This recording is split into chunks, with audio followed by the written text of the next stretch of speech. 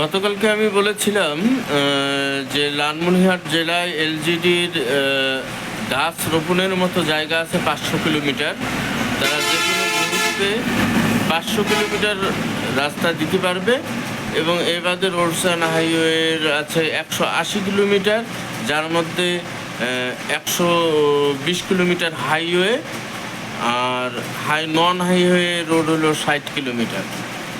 এখন বিষয়টা হচ্ছে যে আমরা কোন গাছগুলো চুজ করব। আমাদের চুজ করার মধ্যে যদি ঔষধি গাছগুলোর, কালকে আমি দাসিয়াছড়া কুড়িগ্রামের বেশ কিছু জায়গার কথা বলেছি যেখানে বাবলা, বাসক এই সমস্ত স্বল্প দীর্ঘমেয়াদী গাছের চারা রোপণ করে সেখানকার দাসিয়াছড়ায়, বিশেষত দাসিয়াছড়ায় 23 জন নারী স্বাবলম্বী হয়েছে বা তারা ভালো একটা আর্ন করতে পারছে।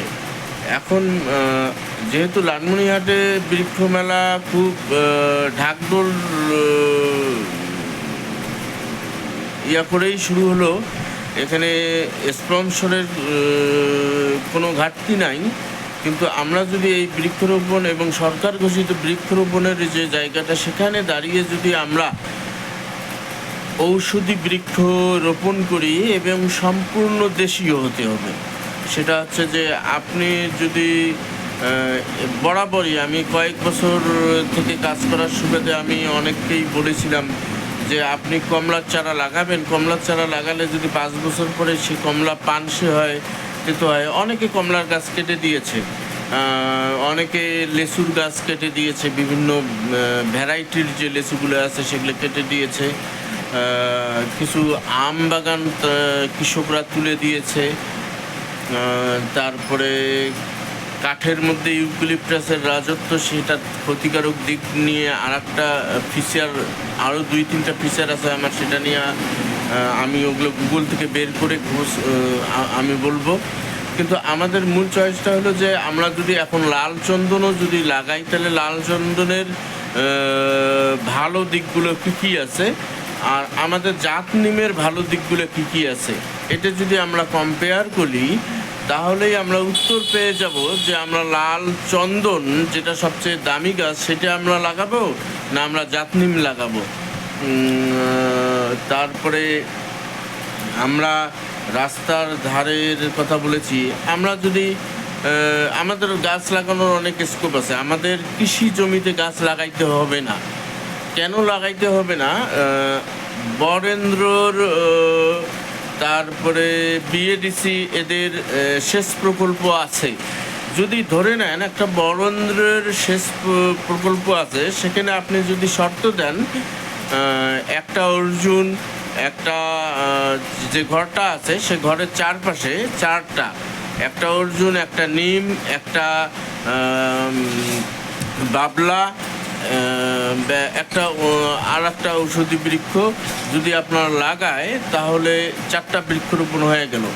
এবং তার সাথে যদি আপনি চুক্তি করেন যে ভাই তোমাকে আমি 4টা গাছ দিলাম, এই 4টা গাছের লায়েবল কিন্তু তুমি, তোমার কাছ থেকে এই 4টা গাছ আমি 20 বছরে বুঝে নিয়ে বা 30 বছর পর বুঝে নিব, কিন্তু এর যেটা আর্থিক মূল্য, সে আর্থিক মূল্য আমি তোমাকে দেবো, কিন্তু গাছ কিন্তু আমি নেব। গাছ গভর্নমেন্ট নেবে, কিন্তু টাকা দিয়ে কিনবে, বাজার মূল্যে কিনবে, কিন্তু গাছের টাকাটা ওই বরেন্দ্রর যে সেচ প্রকল্পের যে সেচ কৃষক চালায় সে টাকাটা পেয়ে যাবে, কিন্তু সরকার টাকাটা দিয়ে দিবে, কিন্তু সরকার গাছটা নিয়ে নেবে। এরকম একটা চুক্তি থাকতে হবে। বিএডিসি যদি এরকম করে যে আমার একটা সেচ প্রকল্প দেবো, কিন্তু 4টা ঔষধি গাছ, দেশীয় ঔষধি গাছ লাগাইতে হবে, জাতনিম, বাবলা, এই সমস্যা, এগুলোর কাঠ খুব শক্ত কাঠ, তাহলে আমি আপনার কাছে 20 বছর পরে এই 4টা গাছ নিয়ে নিব, আমার কাছেই দিতে হবে 4টা গাছ। যদি গাছের কিছু হয় তাহলে আমাকে রিপোর্ট করতে হবে যে আমার গাছ ভেঙে পড়ছে বা পড়ছে, সেই ভাঙা গাছটাও গভর্নমেন্ট নিয়ে নেবে, যতটুকু দাম হয় ততটুকু দাম দেবে। গাছের দাম হলে গাছের দাম দেবে, খড়ির দাম হলে খড়ির দাম দেবে, পাতার দাম হলে পাতার দাম দেবে। এরপরে আসা যাক যে হাসপাতালগুলোতে বোটানিক্যাল যে একটা করে গার্ডেন, ঔষধি বৃক্ষের যে একটা বাগান আছে, সেটা সম্পূর্ণভাবে অকার্যকর, কোনো কাজে আসছে না। এবং সেখানে একজন করে স্টাফ নিয়োগ দেওয়া আছে, সেই স্টাফ দিয়েও কোনো কাজ যে আসছে না। তাহলে আমরা যদি বাধ্যতামূলক করি যে আমি দিব, এবং এটার যদি অডিট হয়, অডিট করার মতো বন বিভাগের যথেষ্ট স্টাফ আছে। আবার বন বিভাগ নিয়ে যদি কথা বলতে যাই, তাহলে বন বিভাগের যে স্টাফরা, তারা তাদের নার্সারিগুলো বন্ধ করে দিছে। এখন প্রাইমারি স্কুল বাদ দিয়ে তো ভাই বিশ্ববিদ্যালয় চিন্তা করা যায় না। এখন আপনারা বিশ্ববিদ্যালয় নিয়ে ব্যস্ত হয়ে পড়ছেন, প্রাইমারি স্কুলটা তো বাদ দিচ্ছেন। বন বিভাগের নার্সারিগুলো নাই, কোনো নার্সারি নেই। সেখানে ভবন উঠছে, সেখানে আনসারের কোয়ার্টার উঠছে। কি কোয়ার্টার উঠছে? একজন ইউনোকে 2 জন আনসার কি বলে যে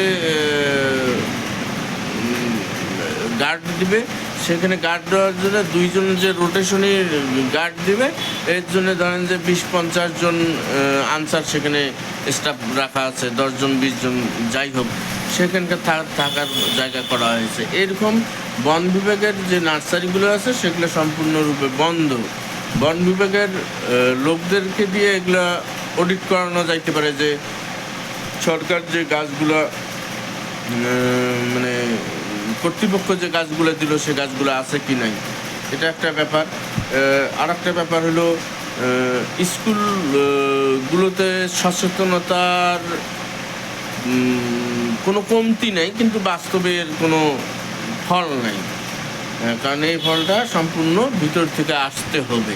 যে ঔষধি গাছ গাড়বো না আমি ইউক্লিপটাস গাছ গাড়বো, আমি মালটার গাছ গাড়বো না আমি লেবুর গাছ গাড়বো, আমি আজকে লেবুর গাছ গাড়বো, আগামীবার লেবু পাবো, এবং লেবুটা পাবো এখন ফ্রেশ টক। লেবুটা কখনোই মিষ্টি হবে না, কিন্তু কমলাটা যেটা গাড়বো বা মালটা যেটা লাগাবো, সেইটা ম্যাক্সিমাম 99.99% পানসে অথবা টক, অথবা কালার নাই, কোনো না কোনো সমস্যা আছে। তো সেখানে আমি বিদেশি ফলের দিকে যাব কেন? এই যে কৃষি বিভাগের ভাওতাবাজির মতো একটা ব্যাপার, যে বিদেশি ফলের চাষ করা, আমদানি নির্ভরতা কমানো। ভাই, এক একটা জায়গায় এক একটা ফসল হবে, এটাই নিয়ম। আমার এখানে যে গাছটা হবে, সে গাছটা তো হিমালয়ে হবে না। এখন হিমালয়ের যদি গাছ এখানে আনি লাগানোর চেষ্টা করা হয়, তাহলে তো এটা বোকামি। হিমালয়ের মানুষ যেমন এখানে থাকতে পারবে না, এখানকার মানুষ যেমন হিমালয়ে থাকতে পারবে না, ঠিক তেমনই গাছের বেলায়ও ঠিক তাই। যাই হোক, খাল খননের এবং প্রকল্প বাস্তবায়ন কর্মকর্তারা প্রতি বছর অনেকগুলো রাস্তা করে সেখানে তালের গাছ নিয়ে প্রতি বছর তাল গাছ লাগানো হয়েছিল। সেই তাল গাছ আল্লাহর রহমতে একটা রাস্তায় একটা তালের গাছ নেই। কিন্তু তাদেরকে যদি শর্ত দেওয়া যায়, সে রাস্তাগুলো যদি সমিতির আন্ডারে দেওয়া যায়, স্থানীয় সমিতির আন্ডারে, ইনশাল্লাহ গাছগুলো থাকবে। এই গাছ রাখার চ্যালেঞ্জটাই হচ্ছে বড় কথা। রোপণ করার চ্যালেঞ্জটা কোনো ব্যাপার না, রোপণ করা যাইতে পারে। ইয়ার গাছগুলা কি বলে যে বন বিভাগের যে গাছ নার্সারিগুলো আছে, সেগুলো ওপেন করতে হবে দ্রুত, এবং দেশীয় গাছ কেন লাগাইতে হবে সেটা বুঝতে হবে। একসময় পাম গাছ দিয়ে দেশ ভরপুর হয়েছিল, একসময় মালটা গাছ দিয়ে, একসময় ইয়া দিয়ে। ভাই, এগুলো এক একটা সময় আসিয়ে এক একটা গাছ চাপাই দেওয়া জনগণের, পরে ফল নাই। পাম গাছে পাম ধরে না, মালটা গাছে মালটা হয় না, কমলা গাছে কমলা হয় না, আপেল গাছে আমলা হয় না। এগুলো ভাওতাবাজিতে একেবারে দেশটা একেবারে শেষ হয়ে গেছে। এখান থেকে উত্তরণের একটাই উপায় হলো দেশীয় গাছ। যে অঞ্চলে যে গাছটার হবে সেই গাছটা রোপণ করতে হবে। এখন বর্ষাকাল, এখন গাছ লাগানোর সঠিক সময়, এখনই গাছ লাগাইতে হবে, এবং সঠিক অঞ্চলে সঠিক গাছটা রোপণ করতে হবে, এবং সরকারি পর্যায়ে লাগাইলে তার কাছ থেকে গাছটা 20 বছর পরে বুঝাই নিতে হবে। ধন্যবাদ।